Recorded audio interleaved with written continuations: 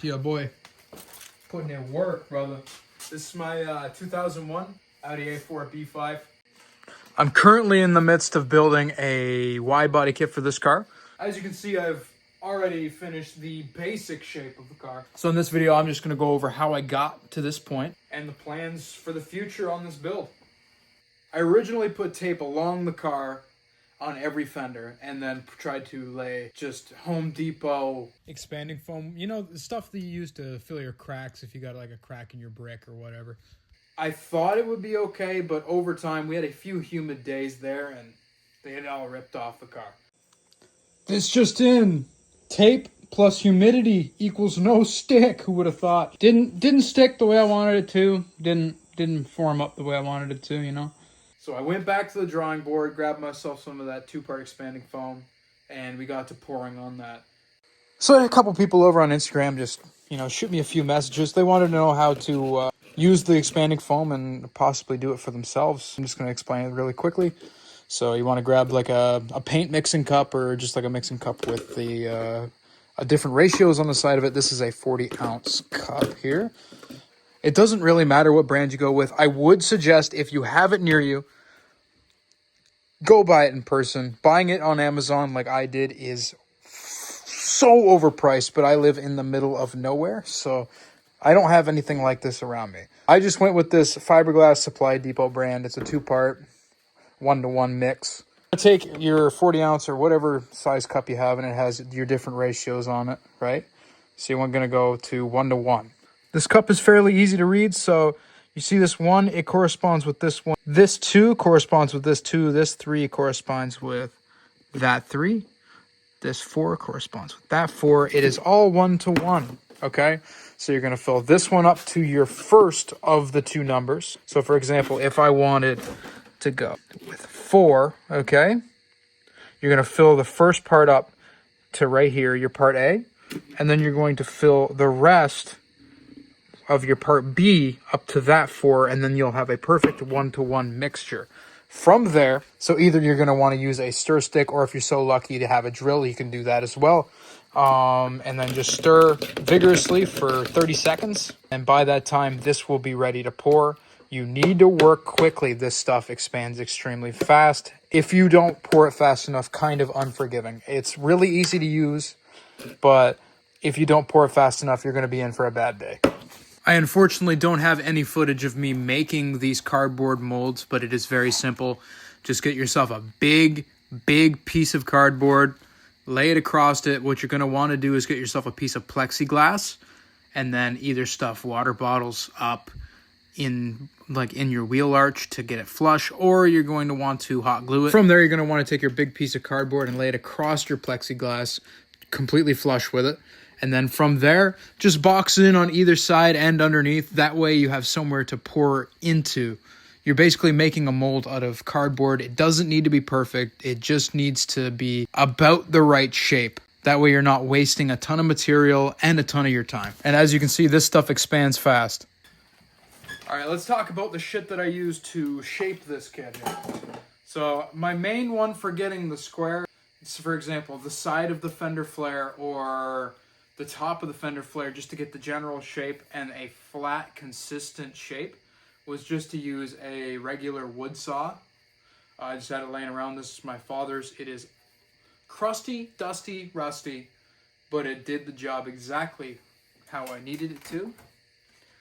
And then from there, to get a lot of the big chunks, I used an X-Acto knife, not this one because it's only a tiny one, to get a lot of the bigger chunks that weren't quite in line, or I didn't want to take too much off and risk being out of material, which ended up happening anyway. And for getting the actual shape of everything, smoothing it out, for the most part I used this Bondo shaping file. It did a great job. It takes the foam off fast.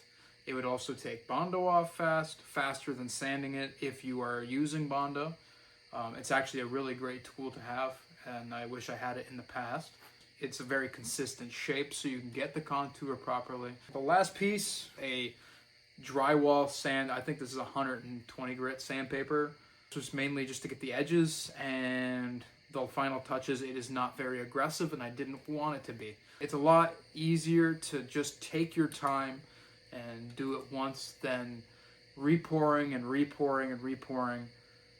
Ask me how I know. Did it a few times. You don't want to rush. Don't rush. That's the last thing you can do when doing something like this. You're going to be kicking yourself in the butt later. So as of right now, it is actually undersized. I did this because when you add the fiberglass and the Bondo on top of the foam, it might add 2-3 mil. Not a lot, but enough to notice if you're looking at your arch on the side, especially your poke. 3 mil will, that's like, it's marginal, but it does make a difference. As much as it is a race car, that's what I'm making it for. I still want it to look half decent. You know what I mean? I don't half-ass shit. I think overall it turned out really well. There's still some things I got to do. For example, got to nip off right there. Just make it level. You know what I mean? Unfortunately, I had to cut that out. Obviously, you can't make it so you can't fill the car up. Still got to cut out the door. Probably going to use the left side of the car. Trace that, flip it, and then trace it, cut it, and pray that it's right. Some of you may be confused, say, well, I've only ever seen you work on the right side of the car. What's going on with the left? I'll tell you, there's absolutely nothing going on with the left side, all right?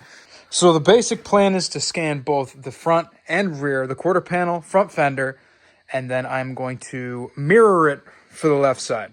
I'm going to print the individual pieces and then use that as a plug.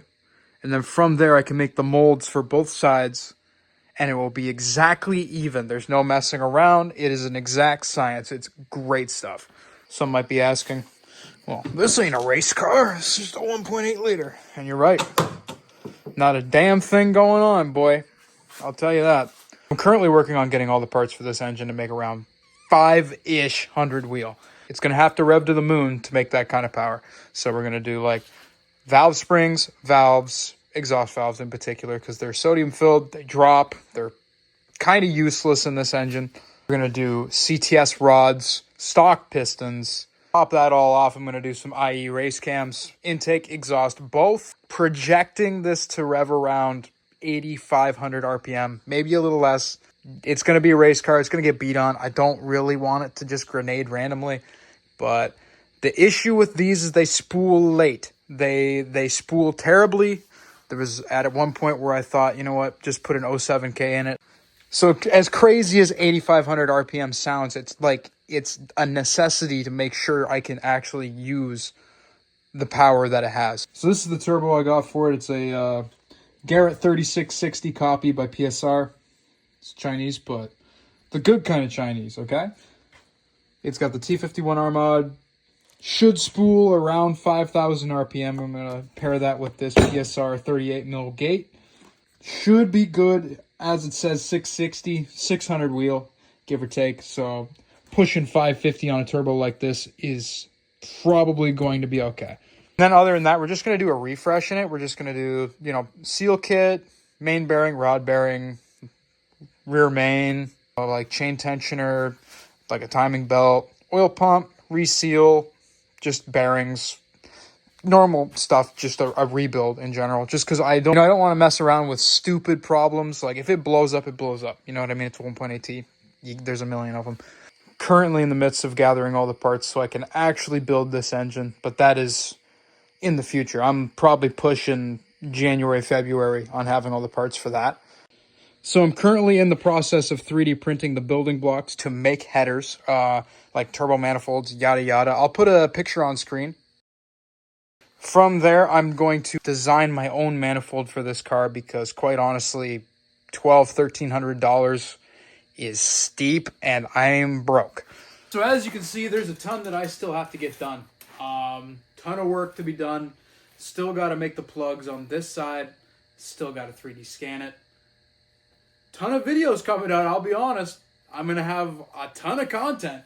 I like building fast shit, man. That's about it. I just like building cool shit and driving the fucking piss out of them. So, if you like that, follow along. Feel free to subscribe, dude. I'm going to be making a crap ton of videos on this car. If you're into that, bro, feel free to subscribe. It's going to be a ton of content on the way. And, I'll make sure to build the coolest shit I can for you guys, bro. Anyway, till the next one. Peace out, bro.